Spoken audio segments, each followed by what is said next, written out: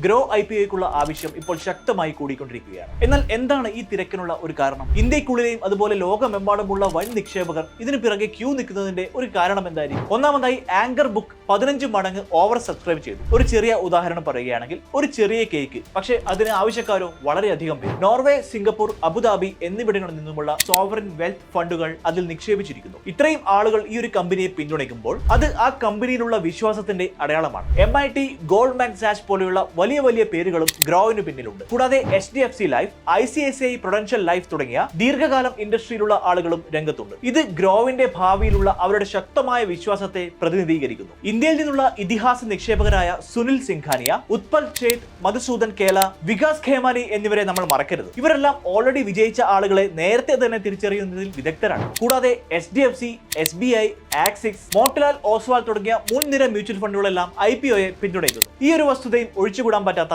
ഒന്നാണ്. Grey market premium 17% വർദ്ധിച്ചു.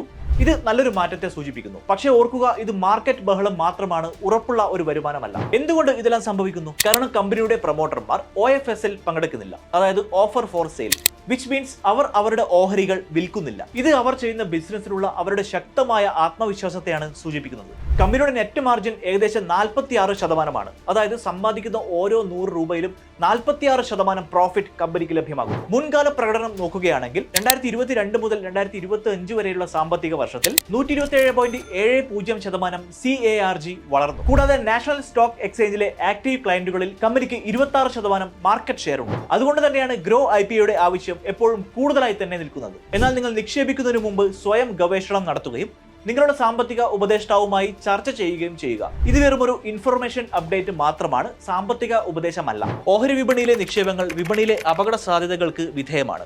നിക്ഷേപിക്കുന്നതിന് മുമ്പ് ദയവായി റെഡ് ഹെയറിംഗ് പ്രോസ്പെക്ട്സും അനുബന്ധ രേഖകളും ശ്രദ്ധാപൂർവ്വം വായിക്കുക.